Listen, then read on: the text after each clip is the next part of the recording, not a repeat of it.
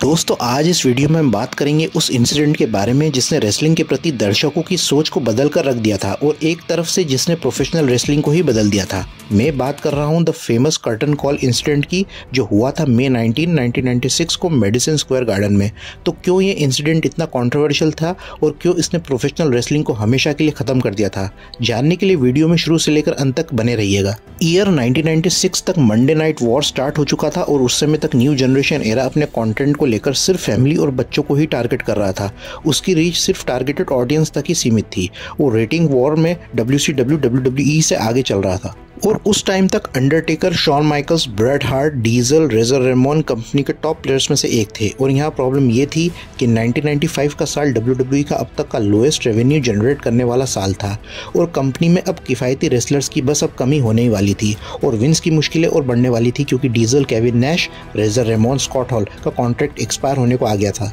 और WCW से उन्हें ऑफर था कि वे वहां आकर परफॉर्म करें और उन्हें गारंटीड मनी ऑफर हो रहा था। ये न्यूज़ उस समय इंटरनेट पर लीक हो गई थी कि हॉल और नैश WWE को छोड़कर जाने वाले हैं। उस समय इंटरनेट बहुत लिमिटेड ऑडियंस ही यूज़ करती थी तो जनरल फैंस को इसके बारे में नहीं पता था। और ये वो समय था जब WWE स्टार्स की लाइफ प्राइवेट होती थी और बैक स्टेज क्या होता था इसके बारे में ज़्यादातर लोगों को पता नहीं रहता था कि पर्दे के पीछे WWE के परफॉर्मर्स क्या करते थे। और WWE में एक बैक स्टेज ग्रुप हुआ करता था जिसका नाम था द क्लिक। उसके मेंबर्स से Shawn Michaels, Razor Ramon, Diesel, 1-2-3 Kid, X-Pac, Hunter, हर्ट्स, हेम्सली, ट्रिपल एच। और ये एक पावरफुल ग्रुप था जो अपने हिसाब से ही अपने मैचेस को बुक करता था और दूसरे रेसलर्स का वे जीना मुश्किल करते थे और नए रेसलर्स को वे बुली भी करते थे। हॉल और नैश ने मन बना लिया था कि वे WWE को छोड़कर WCW जाएंगे और उन्होंने अपना बचा हुआ WWE का प्रोग्राम खत्म किया जिसमें रेजर रेमोन ने 1-2-3 किड को हराया रेसलमेनिया के बाद ब्रैड शॉ को हाउस शो में और फिर वे हारे ट्रिपल एच और गोल्डस से और उनका फाइनल WWE का मैच हुआ था वेडर के साथ में जिसमें वे वेडर से हार गए थे।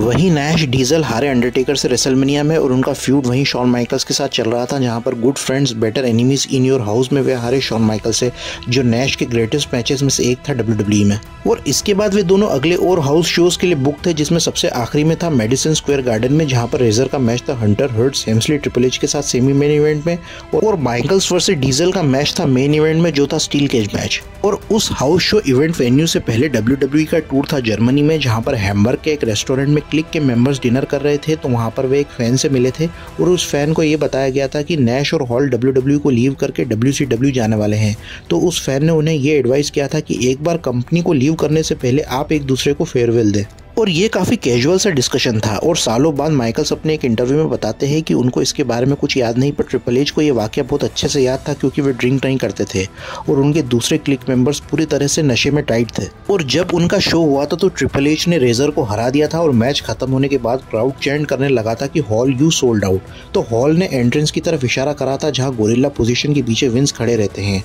और पैसों का इशारा वे करने लगते हैं कि अगर वे उन्हें ज़्यादा पे करेंगे तो वे WWE में ही बने रहेंगे। और क्राउड फिर उन्हें डोंट गो वाले चैंट्स करने लगता है तो रेजर माइक हाथ में ले लेते हैं और वे कुछ बोलना चाह रहे थे जो अनस्क्रिप्टेड था तभी प्रोडक्शन वाले माइक को कट ऑफ कर देते हैं और बैक स्टेज जाने के बाद विंस हॉल को एक बार फिर से कॉन्ट्रैक्ट को नेगोशिएट करने का कहते हैं पर हॉल एग्री नहीं होते हैं और ये हॉल का फाइनल WWE मैच साबित होता है। फिर माइकल्स और डीजल के मैच से पहले ट्रिपल एच माइकल से फेयरवेल के बारे में डिस्कस करते हैं जो हैम्बर्ग में हुआ था। तो माइकल्स को उसके बारे में याद नहीं था तो माइकल्स विंस से इसके बारे में डिस्कस करते हैं तो विंस उन्हें ये करने का कह देते हैं कि वे अपने फ्रेंड्स को आखिरी बार गुड बाय दे दें। फिर जब माइकल्स और डीजल का मैच खत्म होता है तो माइकल्स ने स्टील केज मैच जीत लिया था और माइकल्स यहाँ डीजल नैश के साथ सेलिब्रेट करने के लिए आ जाते हैं और नैश भी माइकल्स के साथ गले लगते हैं और यहाँ पर हॉल और ट्रिपल एच भी आ जाते हैं और गले लगकर एक दूसरे को फाइनल गुड बाय कर देते हैं। और क्राउड उन्हें देखकर थोड़ा कंफ्यूज हो जाता है कि कर्टन के पीछे क्या और बाहर क्या दिखाया जाता है। और ये देखने में तो बहुत अच्छा लग रहा था कि सब दोस्त आपस में गले लग रहे हैं पर बैक स्टेज लॉकर रूम इस एक्टिविटी से खुश नहीं था और केफेब हो गया था जिसका मतलब होता है जो अनस्क्रिप्टेड और ट्रूथ है और जिसे प्रेजेंट किया जा रहा है वो रियल है।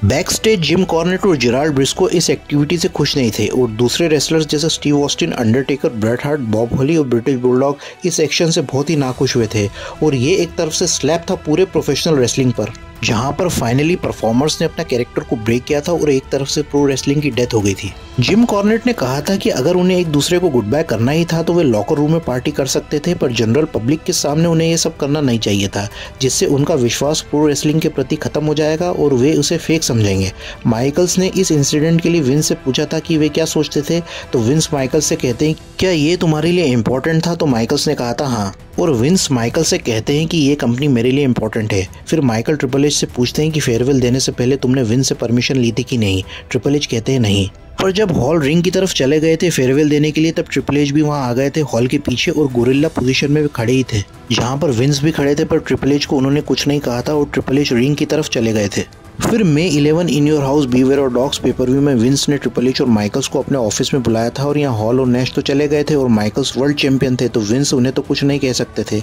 और WCW के साथ वे हीटेड वॉर में थे जहाँ विंस अपने जेन्युइन स्टार्स को पीछे नहीं कर सकते थे। तो यहाँ विंस ट्रिपल एच को कंपनी छोड़ने का कहते हैं, तो माइकल्स यहाँ ट्रिपल एच की साइड ले लेते हैं और ट्रिपल एच को यहाँ सारी पनिशमेंट झेलनी पड़ती है और विंस ट्रिपल एच को जॉबर बना देते हैं। ट्रिपल एच उस साल की किंग ऑफ द रिंग 1996 को जीतने के लिए बुक थे और ट्रिपल एच ने अपनी पनिशमेंट एक्सेप्ट करी और बहुत सारे मैचेस वो हारे थे, और उसी साल का king of the ring tournament जीता था स्टोन कोल्ड स्टीव ऑस्टिन ने और वे बने थे ऑस्टिन 316। और फिर अक्टूबर तक ट्रिपल एच हारने के बाद उन्होंने फाइनली इंटरकॉन्टिनेंटल टाइटल जीता मार्क मैरो को हराकर, और तब से ही केएफएफ स्टोरी भी WWE के स्क्रिप्टेड प्रोमो में दिखने लगी थी। और जब एटीट्यूड एरा स्टार्ट हुआ तो 1997 में ट्रिपल एच ने जीता था अपना king of the ring tournament और माइकल्स के साथ उन्होंने मिलकर फॉर्म किया था DX।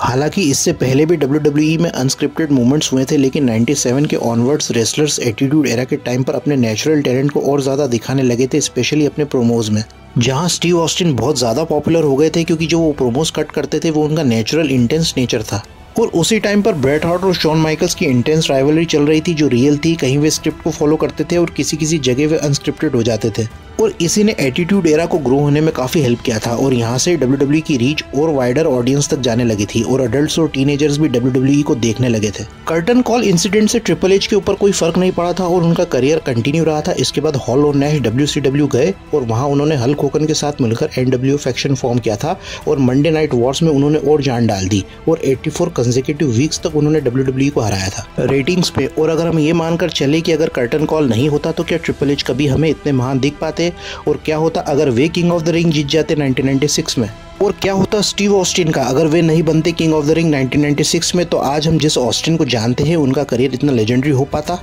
तो यहाँ पर मैं एक बात कहना चाहता हूँ कि लाइफ में अगर कोई इंसिडेंट होता है अच्छा या बुरा, अगर उसे होना है तो वह होकर ही रहेगा। वो किसी एक व्यक्ति को उसकी लाइफ में ऊंचा उठाकर रख सकता है या फिर उसे बर्बाद कर सकता है। हॉल और नैश का करियर WWE फिर WCW के बाद जब वे वापस रिटर्न हुए थे WWE में 2002 में, फिर वैसा नहीं हो पाया था जैसे वो पहले था। WWE ने अपनी अपॉर्चुनिटी खो दी जब उनके सारे क्लिक के मेंबर्स WWE में थे, Hall, Nash, 1-2-3 Kid, Shawn Michaels और हंटर हर्ट्स, हेम्सली, ट्रिपल एच, और उन्हें री इन्वेंट करके कैसा फैक्शन फॉर्म किया जाए ये मौका WWE ने गवा दिया था। लेकिन फिर भी वे WWE स्टार लेजेंड्स हैं और कर्टन कॉल इंसिडेंट पूरी रेसलिंग इंडस्ट्री के लिए काफ़ी फैसिनेटिंग रहा था और उसे आज भी याद किया जाता है इतने सालों बाद भी। तब तक आप स्टे अपडेटेड रहिएगा wrestling stories and facts channel में।